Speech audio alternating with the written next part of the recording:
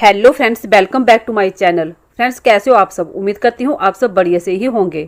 Friends, आज मैं फिर आपके लिए कुछ टिप्स और हैक्स लेके आ गई हूँ जो आपके मुश्किल कामों को बहुत ही आसान बना देंगे। घर का काम हो या किचन का काम हो, लेकिन हम लेडीज को किसी न किसी काम में परेशानी का सामना तो करना ही पड़ता है। लेकिन हम अपने कामों को कुछ टिप्स और हैक्स के थ्रू करें तो यही काम चुटकियों में और बहुत ही आसानी से हो जाते हैं। मेरी पहली टिप्स जो है वो दही को लेकर है। जब हम बाहर से दही लेके आते हैं तो इस तरह के प्लास्टिक कप में पैक होके आते हैं। आपने देखा होगा कि दही पे कभी प्लास्टिक का ढक्कन नहीं होता है, एक नॉर्मल सा कवर होता है जिसको हम हटाते हैं तो बहुत आसानी से निकल जाता है। तो कई बार क्या होता है कि हमसे गलती से पूरा ही निकल जाता है या फिर फट जाता है, तो हमारा दही जो है वो ऐसे खुला पड़ा रहता है। तो इसके लिए हमने क्या करना है कि एक फॉइल पेपर ले लेना है। फॉइल पेपर को हमने डबल कर लेना है और फिर दही के कप को इससे अच्छे से कवर कर लेना है। देखिए इस तरीके से। अगर हम दही को फ्रिज के अंदर ऐसे ही खुला रख देते हैं या कटोरी से ढक के रख देते हैं तो आपने देखा होगा कि एक दो दिन में डब्बे के अंदर ऐसी मोटी मोटी सी परत जम जाती है जो देखने में बहुत ही गंदी लगती है, और जिसके कारण क्या होता है कि हमारा दही जो है वो बहुत जल्दी खराब हो जाता है। लेकिन अगर हम दही के कप को इस तरीके से फॉइल पेपर से कवर करके रखेंगे तो हमारा दही जो है वो लंबे समय तक फ्रेश बना रहेगा और वो जल्दी खराब भी नहीं होगा। तो इस तरीके का यूज करके आप देख सकते हो। आपने जब दही लेना हो तो इस कवर को हटा लेना है और दही निकालने के बाद फिर इसे कवर कर लेना है।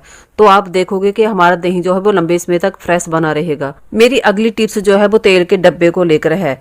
ये मेरे तेल का डब्बा है और खुले मुंह वाला है। इससे कड़छी से हम तड़के के लिए तेल बिल्कुल नाप का निकाल सकते हैं, तो इसलिए मैं इस तरह का डब्बा यूज करती हूँ।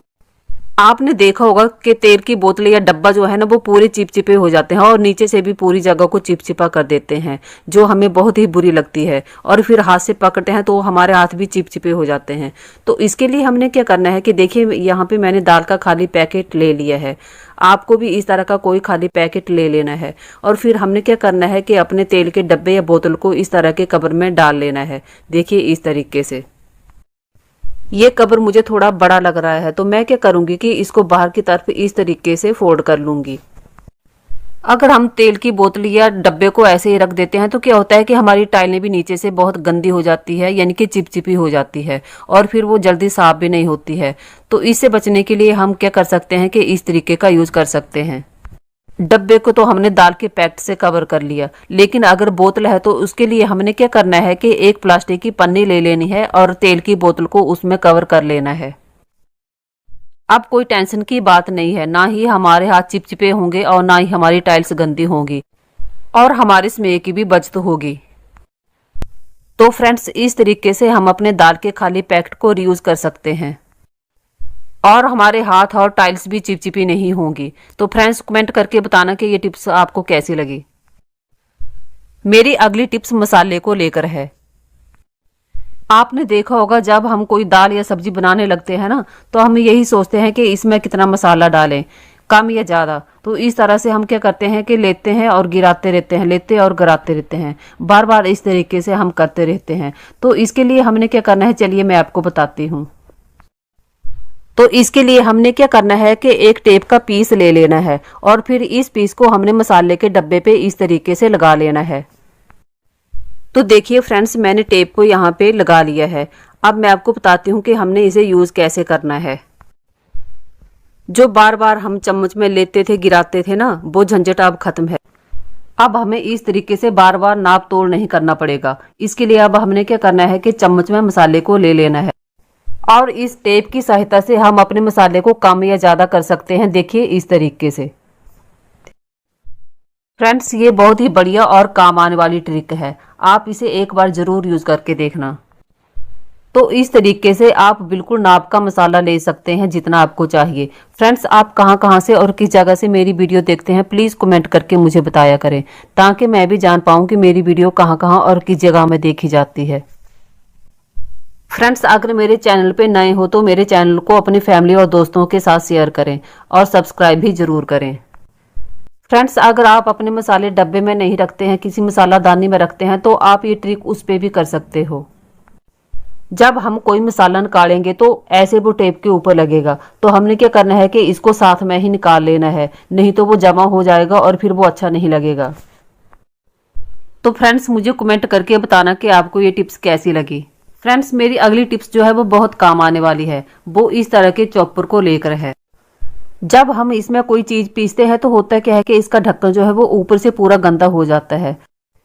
तो इस परेशानी से बचने के लिए हमने क्या करना है कि एक प्लास्टिक की पन्नी ले लेनी है। तो देखिए मैंने प्लास्टिक की पन्नी ले ली है। अब हमें क्या करना है कि इस प्लास्टिक की पन्नी को हमने काट लेना है। पहले हमने क्या करना है कि इसके ऊपर और नीचे वाले हिस्से को काट लेना है, देखिए इस तरीके से। और फिर क्या करना है कि हमने जो ढक्कन है उसको लेना है और फिर इस तरीके से रखना है। और फिर हमने क्या करना है कि ढक्कन के साइज से बड़े गोल पीस हमें काट लेने हैं।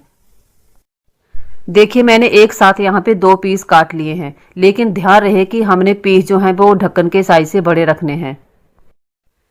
मैंने इसमें दही डाल दिया है। अब हमने क्या करना है कि चॉपर के ढक्कन को लेना है और फिर जो हमने पन्नी काट के रखी है ना, इस तरीके से हमने इसको ऊपर से डाल देना है। अगर अच्छे से नहीं डल रही है तो आपने क्या करना है कि कैंची से थोड़ा सा यहाँ से कट कर लेना है, देखिए इस तरीके से। और फिर हमने क्या करना है कि ढक्कन को इस तरीके से लगा लेना है। फ्रेंड्स मैंने यहाँ पे दही डाला है। अगर आप दूध की मलाई इकट्ठा करते हो और उसका मक्खन बनाते हो तो आप मलाई भी यहाँ पे डाल सकते हो और उसका मक्खन इसमें आप बड़ी ही आसानी से बना सकते हो।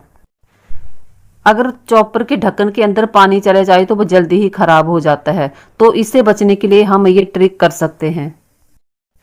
तो देखिए अब मैं आपको ढक्कन खोल के दिखाती हूँ।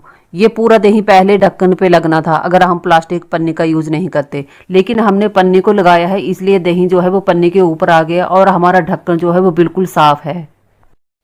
देखिए ढक्कन को देखकर ऐसा लग रहा है कि हमने इसमें कुछ पीसा ही नहीं है, ये बिल्कुल साफ है। अगर हम ऐसे पीस देते तो क्या होता है कि जो दही है वो इसके अंदर चला जाता है और फिर हमारे ढक्कन जो है वो जल्दी खराब हो जाता।